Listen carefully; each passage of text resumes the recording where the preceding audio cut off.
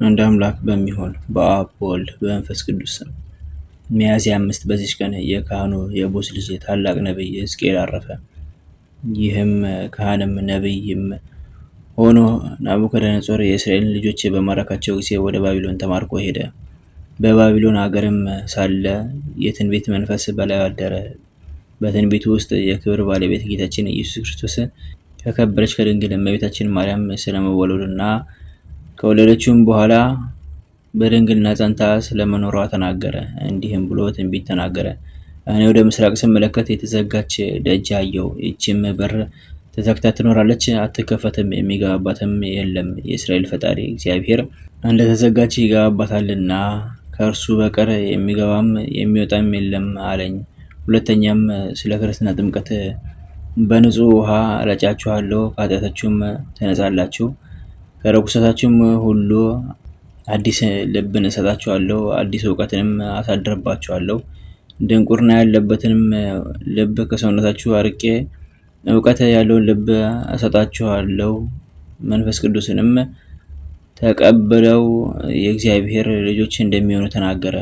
ሕዝቡንም ማስተማር ስለመተዋቸው ካህናትን ሲገሥጻቸው ካላስተማራችኋቸውና ካላነቃችኋቸው የሰዎችን ነፍስ እግዚአብሔር ከእናንተ ይፈልጋል አላቸው። ደግሞ ስለ ሥጋ መነሳት በሕይወት ለመኖርም ቢሆን ወይም በሥቃይ አስቀድሞ እንደነበሩት በድኖች ተነስተው ከነፍሶቻቸው ጋር አንድ ሊሆኑ አላቸው ብሎ ተናገረ።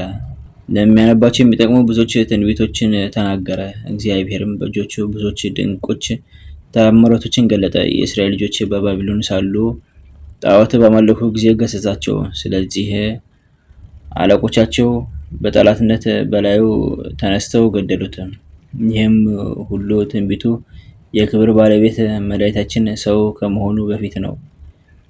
የትንቢቱም ዘመን 20 ዓመት ነው። በረከቱ ከኛ ጋር ለዘላለሙ ትኑር አሜን።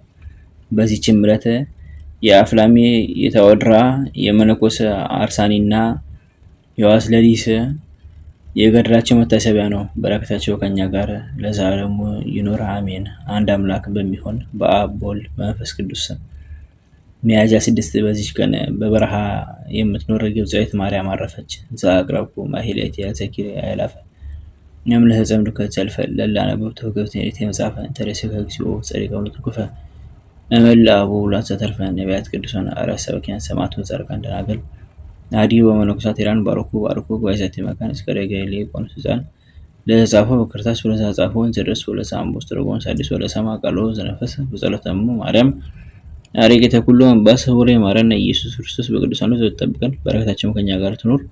ኦ አምላክነ በከመ ንትከ ወአኮ በከመ አምሳነ አቡነ ዘበሰማያት